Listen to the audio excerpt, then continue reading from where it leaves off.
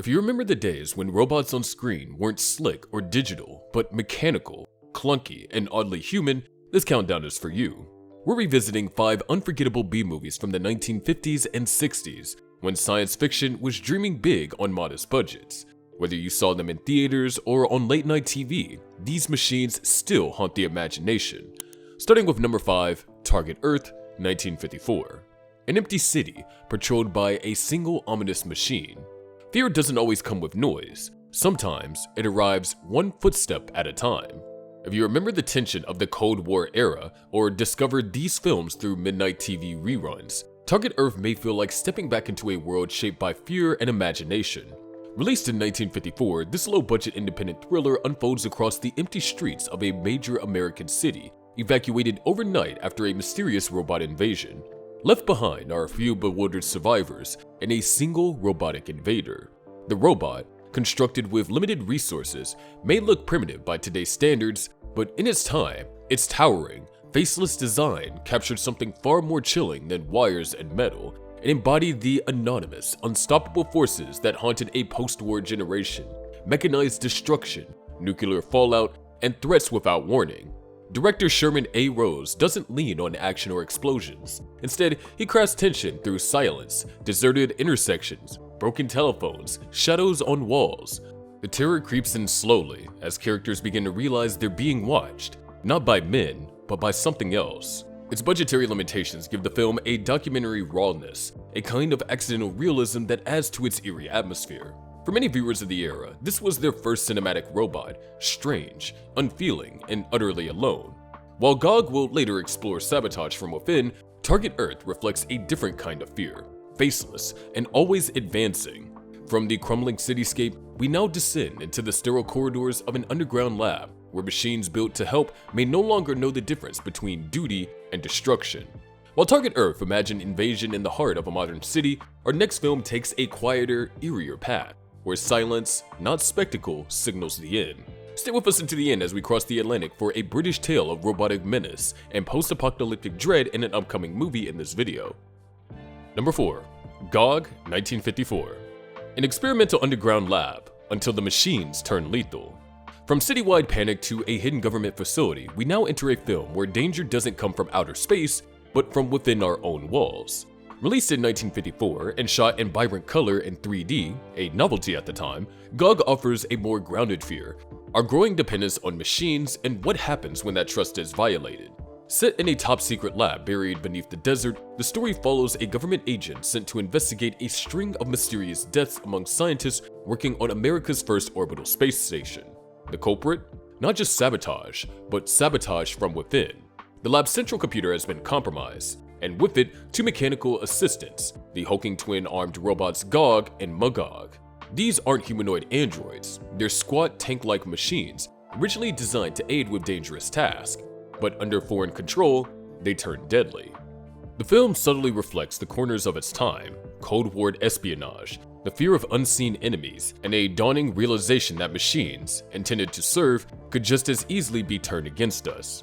There's constant talk of jamming signals, rogue transmissions, and unseen infiltrators. Despite budget limitations, GOG builds its tension through long silences, flickering consoles, and the sterile hum of modernity. It speaks to an era that believed in progress, but feared who might be listening on the under end of the wire.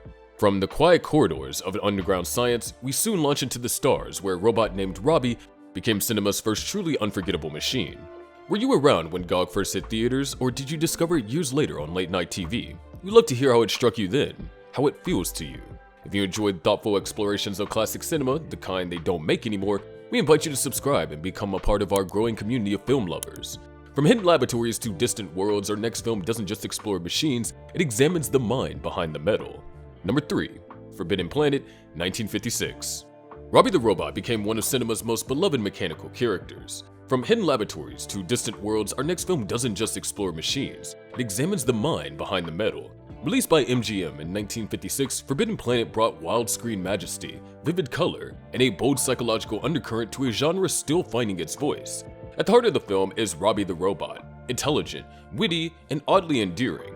Designed by Robert Kinoshita, And costing over $100,000 to build, Robbie wasn't just a special effect. He was the first robot many viewers found themselves genuinely caring about. His blinking lights, whirling gears, and dry humor gave him presence and personality. Loosely inspired by Shakespeare's The Tempest, the story follows a rescue crew landing on a remote planet where reclusive scientist Dr. Morbius has tapped into ancient alien technology. But the real danger isn't mechanical. It's the monster from the ID, a subconscious force made from flesh. It was the first time to blend sci-fi spectacle with Freudian themes, at a time when psychology was entering the public conversation. Also notable is its haunting, entirely electronic score, composed by Luis and Bebe Baron. These eerie tonalities were unlike anything audiences had heard before, less like music, more like a thinking machine dreaming.